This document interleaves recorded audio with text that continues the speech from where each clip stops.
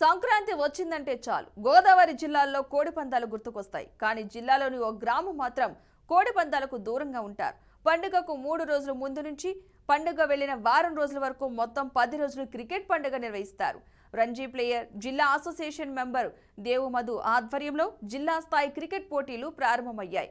యువత జోదం వైపు వెళ్లకుండా సాంప్రదాయమైన క్రీడల్లో క్రేజ్ ఉన్న క్రికెట్ వైపు మళ్లిస్తున్న క్రికెట్ క్లబ్పై మరింత సమాచారాన్ని మా ప్రతినిధి సాంబశివరావు అందిస్తారు. కోడిపందాల సీజన్ మొదలైంది.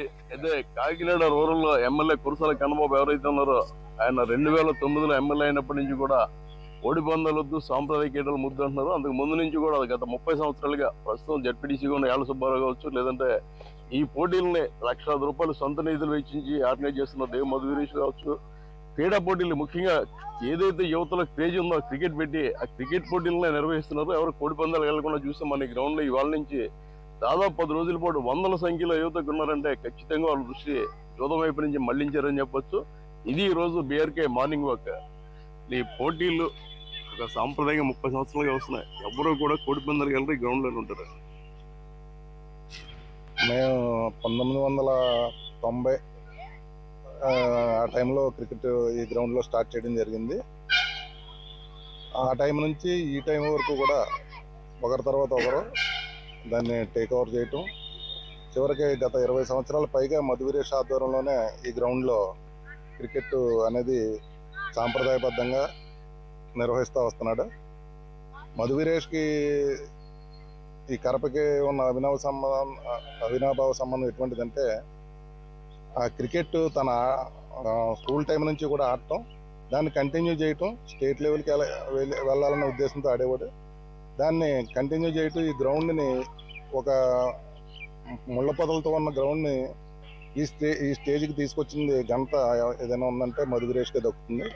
అలాగే ఈ మండలంలో చూసుకుంటే చాలా గ్రామాల్లో ఈ సాంప్రదాయంగా ఏం చేస్తారంటే సంక్రాంతి అంటే కోడిపందాలు నిర్వహిస్తారు. కానీ గత 30 సంవత్సరాలుగా, ఈ సంవత్సరం 31వ సంవత్సరం, గత 30 సంవత్సరాలుగా కూడా ఏ రోజు కరప గ్రామంలో క్రికెట్ తప్ప కోడిపందాలు కానీ జోదాలు కానీ ఎటువంటి వేరే కార్యక్రమాలు నిర్వహించకుండా క్రికెట్నే ఆస్వాదిస్తున్న గ్రామం, ఈ మండలానికి మంచి పేరు తీసుకొచ్చిన ఘనత ఏదైనా ఉందంటే మధువీరేష్. ఒక విధంగా చెప్పుకోవాలంటే తూర్పుగోదావరి జిల్లాలోనే ఇంత పెద్ద ఎత్తున క్రికెట్ నిర్వహిస్తున్న పరిస్థితి ఎక్కడ ఉండదు. ఒక కరప గ్రామంలోనే గత 30 సంవత్సరాలుగా ఇది సంస్కృతిని కొనసాగిస్తూ ఈ సంవత్సరం కూడా పెద్ద ఎత్తున నిర్వహిస్తున్న మధువీరేష్కి ప్రత్యేకంగా నా అభినందనలు తెలియజేస్తున్నాను. ఇక్కడ ఆడిన వాళ్ళు చాలా పెద్ద పెద్ద పొజిషన్స్లో మా టీం ఫస్ట్ మేము ఇక్కడ ఒక చిన్న ప్లేస్లో మేము క్రికెట్ స్టార్ట్ చేసాం కరపలో. అది చాలా చిన్న టీమ్గా సుబ్బారావు గారు క్యాప్టెన్గా మేము అంతా నిక్కర్లు వేసుకుని 10th లెవెల్లో మేము స్టార్ట్ చేసిన టోర్నమెంట్లో మ్యాచెస్లో ఆడిన కరప టీంలో ఉన్న 11 మెంబర్స్ కూడా ఈరోజు అత్యద్భుతమైన పొజిషన్లో ఉన్నారు.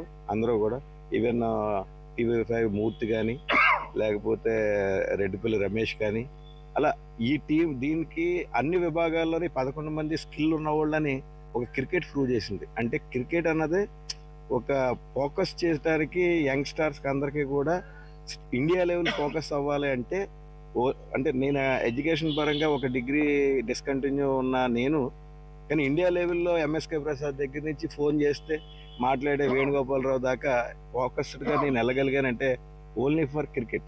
చూస్తున్నాం ఎవరు కూడా క్రికెట్ అని కానీ ఎంత ఉత్సాహంతో వచ్చారో మనం చూసినాం. సాంప్రదాయ క్రీడలే ముద్దు, జోదం వద్దు అన్న యువత మొత్తం యువతంతా కూడా తరలి రావడం జరిగింది. ఇవాళ నుంచి దాదాపు 10 రోజుల పాటు ఇక్కడ ఈ క్రీడా పోటీలు, కోడిపందాలు 3 రోజులు జరిగినాయి. ఇక్కడ 10 రోజులు కూడా క్రీడా పోటీలు జరుగుతాయి. ఉమ్మడి తూర్పుగోదావరి జిల్లా వ్యాప్తంగా ఉన్న వందలాది మంది క్రికెట్ అభిమానులు కావచ్చు, లేదా మంచి క్రీడాకారులు కావచ్చు ఇక్కడికి రావడం జరుగుతుంది. ఇవాళ నుంచి కూడా నిజంగా ఈ క్రికెట్ అభిమానులకి క్రికెట్ పండుగ వచ్చిందని చెప్పాలి. Cameraman Dharmapuram Sambasivarao, BRK news, cricket ground నుంచి.